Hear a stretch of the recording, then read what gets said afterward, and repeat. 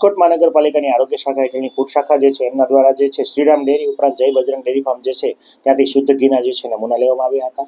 આ ઉપરાંત જોવા જઈએ તો પંગત રેસ્ટોરન્ટ અને Payal Punjabi food parcel point જે છે એમને પણ ત્યાંથી જે પનીરના નમૂના લેવામાં આવ્યા હતા.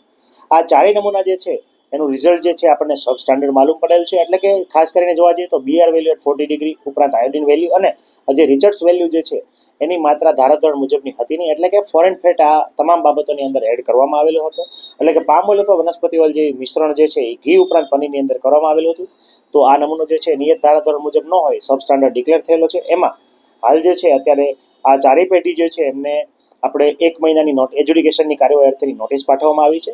આ ઉપરાંત 1 માસ બાદ આપણે એજ્યુડિકેશન કેસ ફાઇલ કરીશું અને માનનીય RSC સાહેબની કોર્ટને માં જે છે આ કેસ પ્રસ્થાપિત કરવામાં આવશે. બેઝિકલી આપણે જોવા જઈએ તો પનીર જે છે પ્રોટીનના ગુડ સોર્સ તરીકે આપણે શુદ્ધ પનીર ખાતા હોય છે. આ ઉપરાંત શુદ્ધ ઘી જે છે એમાં ગુડ કોલેસ્ટ્રોલ એટલે કે સારો કોલેસ્ટ્રોલ અથવા સારો ફેટ માટે જે છે આપણે એનું સેવન કરતા હોય છે.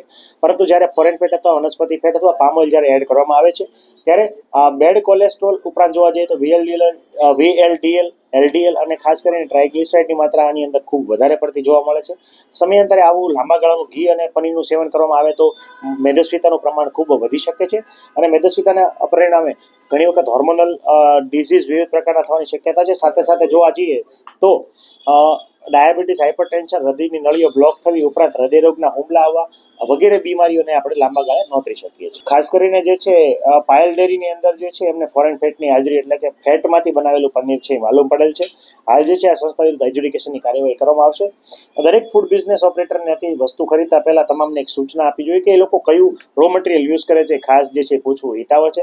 ખાસ કરીને પનીરમાં પણ જો એ લોકો ફેટયુક્ત પનીર જે છે અથવા ફોરેન ચરબીમાંથી બનાવેલું પનીર વપરાશમાં લેવાના હોય તો એમને ખાસ કરીને એનાલોગ પનીર એવું લેબલ લગાવવું ખૂબ જરૂરી છે.